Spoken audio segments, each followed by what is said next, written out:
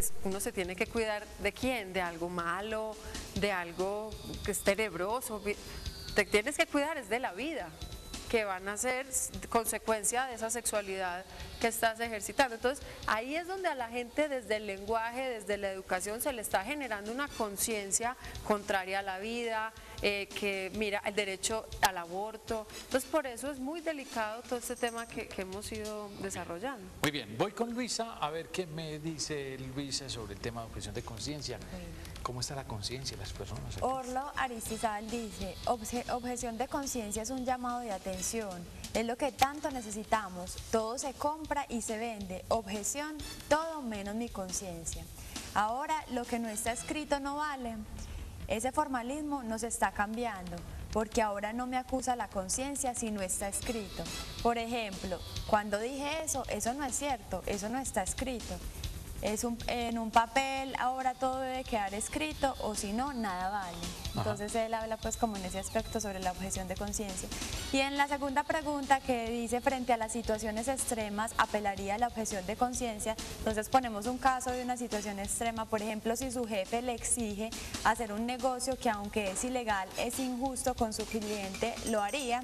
Entonces acá nos contesta él, ahí está el conflicto, que mi protesta u objeción sea aceptada, porque si no obedezco lo que me exige el sistema del cual dependo, mis principios no son valederos, entonces prima mi sitio, mi puesto, mi salario y como dicen, mi cuchara.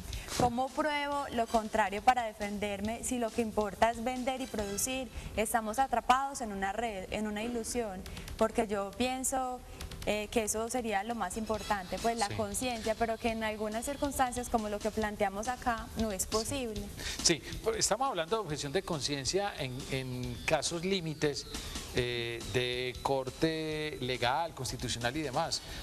Pero hay muchas situaciones, mis queridos amigos, de objeción de conciencia en la vida. Yo creo que eso es diario. Claro, precisamente acá ponemos ese caso. Es un caso típico. Habitual en el trabajo donde el jefe le exige otra cosa que uno no está de acuerdo. Es un caso típico. Dice que hay que cuidar el trabajito. Claro, la cuchara. Gloria Patricia, la parte del peso de la ley. Yo sigo insistiendo, aquí hay una veneración especial por una constitución. Es lo que diga la constitución. De hecho, pues surge la tutela como una forma de defender los derechos de las personas y a mí me sigue cuestionando eso, me sigue preocupando qué tan fuerte va a ser esa corriente constitucionalista y qué tanto respeto podría haber con lo que se va a venir de la objeción de conciencia. Yo creo que lo primero que tenemos que hacer es decirle a la gente que es objeción de conciencia, porque ya se han dado elementos suficientes como para que la gente vaya sacando ciertas conclusiones, pero en sentido estricto, cuando yo hago uso de la objeción de conciencia, ¿eso qué significa? Significa que hay una norma legal o constitucional que me obliga a actuar de determinada forma, pero que esa norma es contraria a mis convicciones morales, religiosas, éticas, filosóficas, de ciencia inclusive. Entonces, ese conflicto que hay entre la norma y mi convicción, mi conciencia, es lo que va a generar realmente la objeción, ¿no es cierto? Es decir, yo dejo de cumplir la norma porque mi conciencia me lo impide, no es porque yo sea un desobediente, porque vaya en contra del Estado, no, es porque mis convicciones chocan de frente con esa norma. Ahora, ¿qué pasa en Colombia? La Constitución en el artículo 18 consagra la libertad de conciencia. ¿Y cómo ejerzo la libertad de conciencia? A partir de la objeción. Es una de las formas como yo puedo expresar esa libertad.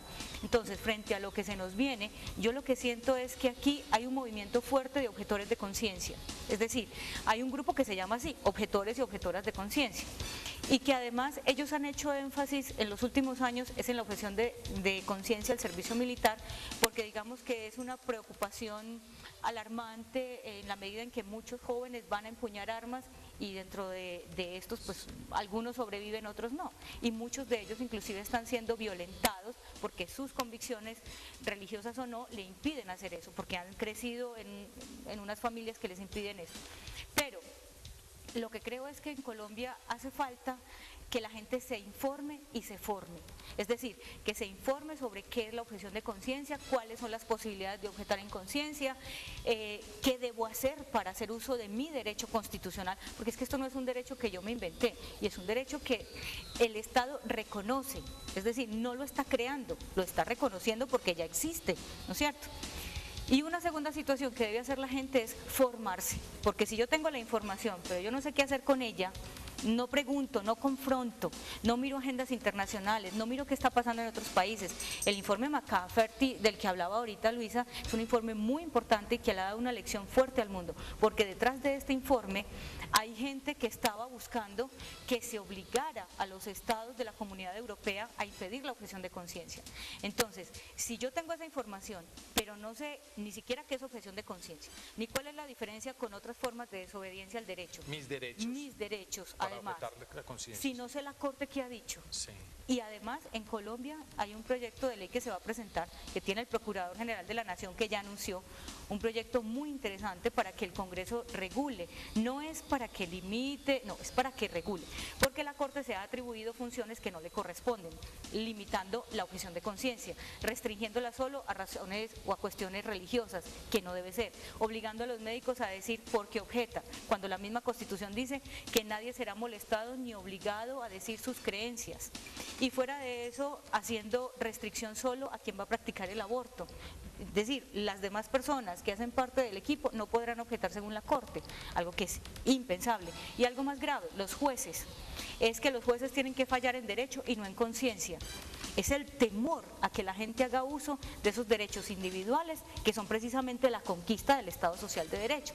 En ese caso de los jueces, por ejemplo, el que yo tenga una investidura en un cargo público no tiene por qué impedir que yo como persona ejerza mi derecho.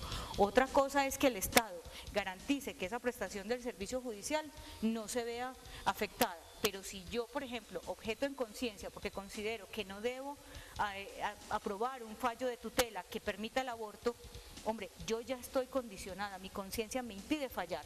Es decir, si usted quiere objetividad, páselo a otro juez que no tenga ese problema. Muy bien, hablábamos de lo que va a venir, metafóricamente pues lo decíamos como un monstruo. Bien, ¿qué corrientes vienen en las cuales nosotros necesitaremos definitivamente enterarnos, saber, cultivarnos en el tema de objeción de conciencia, hacer uso de este derecho?